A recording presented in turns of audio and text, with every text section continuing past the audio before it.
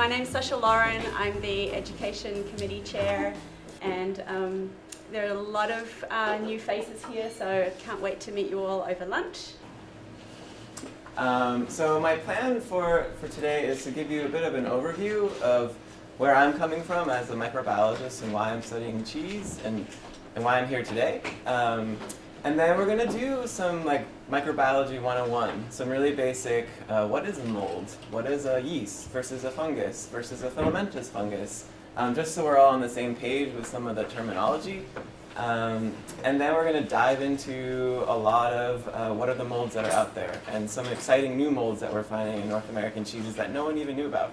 And so we'll talk about that. And then we're going to break for lunch. So this morning is a lot of basics and introducing the characters that play roles in cheese. And then this afternoon it'll be more of telling you stories that we're learning from cheese, some problems that people have encountered, how we've helped them deal with those problems, some interesting things that we're finding about starter cultures versus endemic cultures, some more of the applied stuff that it'll be really exciting to talk to you about your experiences as well. So we'll do some of the basic stuff this morning, and then we'll jump into some more of the applied stuff. And please interrupt me and ask questions at any point in time. I can get going. I get excited about mold, and so I can just talk and talk and talk. So please interrupt me. If I'm not explaining something, definitely let me know, and I'll do a better job. So when I walk up to a cheese counter and I see all these amazing, wonderful artisan cheeses, I sort of, as a microbiologist, the perspective that I take is it's sort of like a galaxy to me. So I think of each of these wonderful cheeses as a little planet covered in millions and millions and millions of microbes. So when I look at an individual cheese, I think of it as like planet Earth, for example. So this to me is just millions and millions of organisms, just like there are millions and millions of people all over planet Earth. And if we zoom in even further, if we actually look really closely at the rind, we can kind of like flying over Point Reyes and looking down from an airplane. You can tell that there's some brown mold here and there's some white mold here. We don't know exactly who's there, and we can't really see the exact structure. Just like we can't really tell, is that a live oak or a bishop pine? So we sort of see general patterns, which are useful. And I think for most of you in the room, this is sort of the scale that you work at as you're making your cheese or as you're selling your cheese or making cheese at home. And this is sort of what you can see. And so what I'm going to hope to do today is teach you things that you can actually do at this scale without a microscope to learn about how to manage your molds or how your molds are interacting with other players on your cheese. But what I'm also going to do is we're going to dive into this forest, just like you can walk around in Point Reyes. And just like you'd be seeing these beautiful live oaks, we're going to walk around a cheese today at the level of the individual organisms. So this is taking a rind from Bailey Hazen Blue, one of my favorite cheeses in Vermont. We plated it out onto a plate, and these are all the different microbes that are growing there. And if you can imagine getting really close and looking at all these microbes, this is the kind of thing you'd see. Some molds, these are various bacteria. This is a different plate from cheese in Europe. This is a staph species. We'll be talking about staph today. Some people think these look like jellyfish, but these are actually microbes from a cheese rind. This is a cheese, another blue cheese from Europe, Stilton. These are different bacteria in a mold from that particular cheese.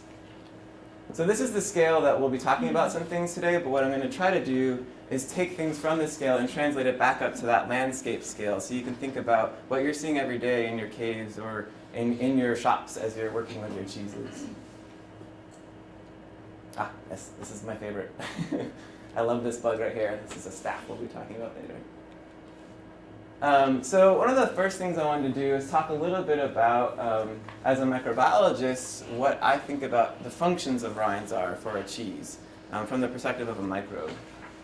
And one of the things that I think is very striking about cheese and cheese rinds are how similar cheese rinds are to the human skin. So just like we have this wonderful barrier on the outside of our body to protect everything that's inside of us, cheese rinds obviously serve as this function of protecting that beautiful paste or curd that we're going to be eating.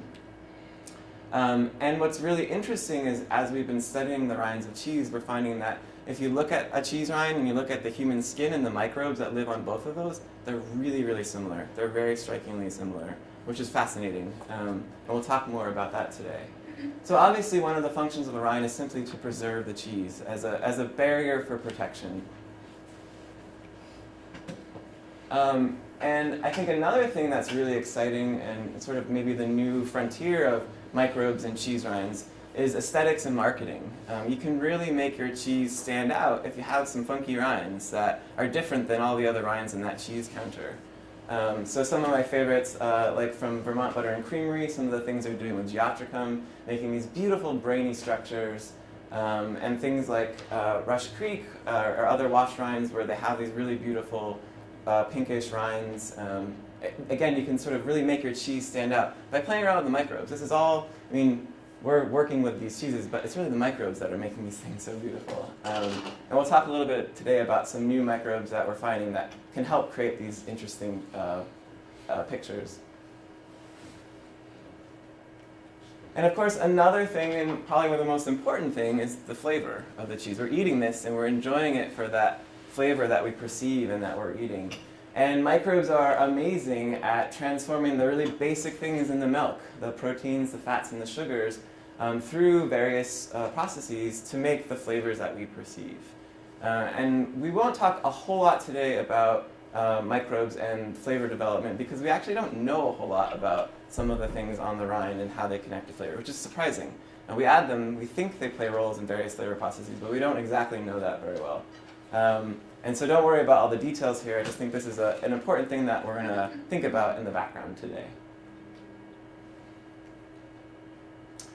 So just for some goals, what I want to try to accomplish as we go through today. So again, a sort of refresher on microbiology, some of the very basic terminology that we need to know to understand the microbes on rinds. And then I'm going to talk to you about some of the cool things we're finding in our lab at Harvard that have a real strong practical application for making cheese. So we're actually doing things from a very basic biology perspective. We're asking questions about how microbes work. But while doing that kind of work, we're actually learning a lot of things about cheese making as well. So we'll talk about that.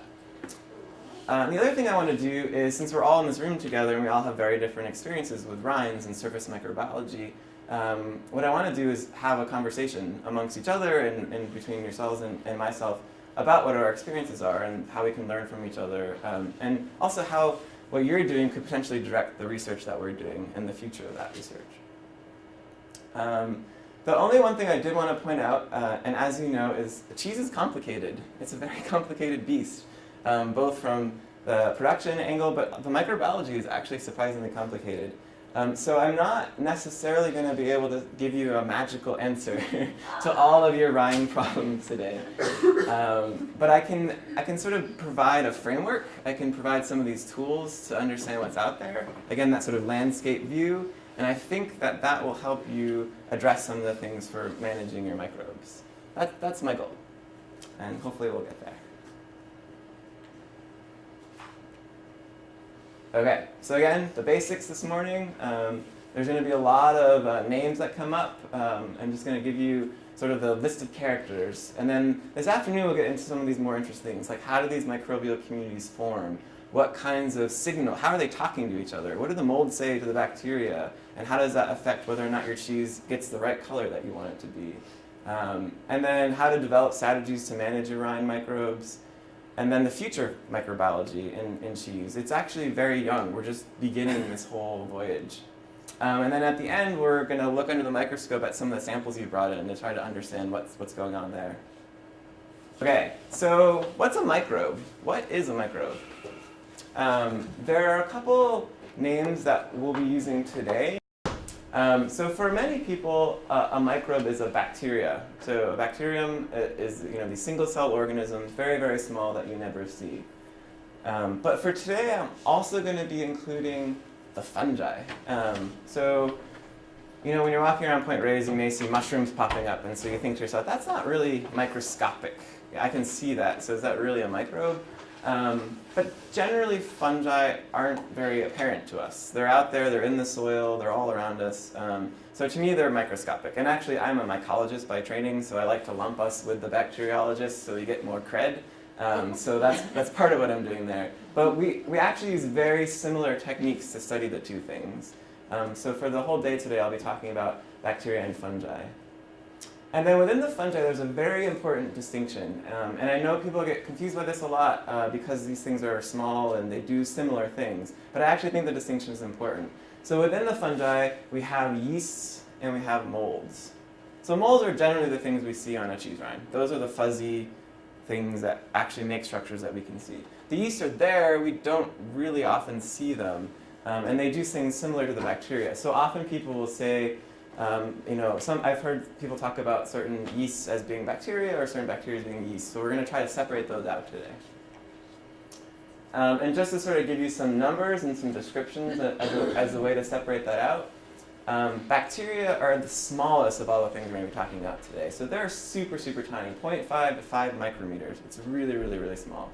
And they're single celled. We'll see a picture of them in a second. So they only produce a single little ball, and they never create a larger structure, like that mycelium, that fuzzy thing that a mold would make.